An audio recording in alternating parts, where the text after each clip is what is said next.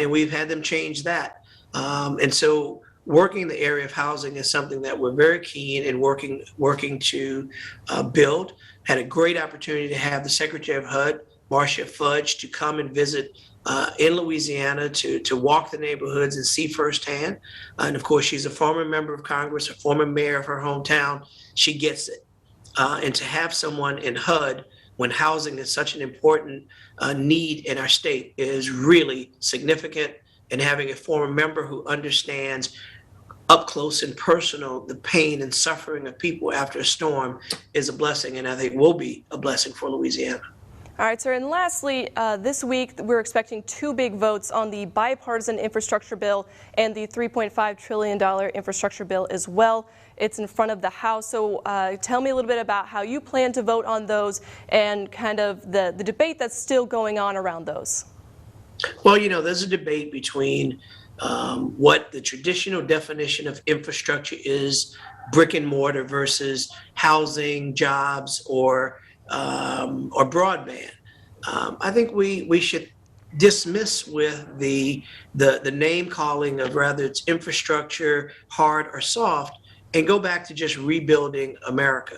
And that means infrastructure that's brick and mortar, but also broadband, also housing, also economic development, creating opportunities so people can have access to broadband is like having running water or electricity. It is a necessity, and it's something that we must have.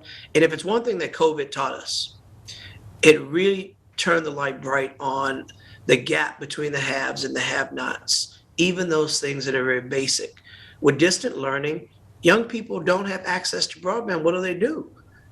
With people that so many things have been modernized and require technology, but people in rural areas don't have access to the fiber at all.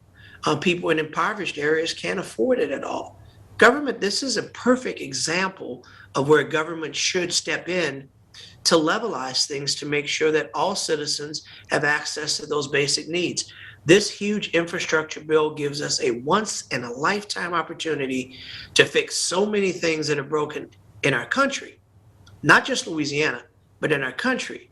And the beauty of this is if there's anything that should be considered nonpartisan, non-black or white, not Democrat, not Republican, not East or West, infrastructure is about as pure and as American as apple pie.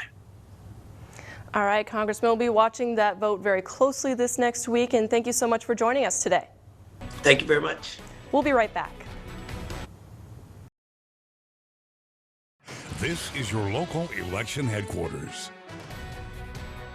Welcome back. A lot going on in the coming days. Looking ahead to the coming week, Monday, pollster John Couvion will be speaking at the Baton Rouge Press Club about the proposed constitutional amendments that are up for a vote. Tuesday, the Senate Select Committee on Women and Children will discuss power-based violence on university campuses.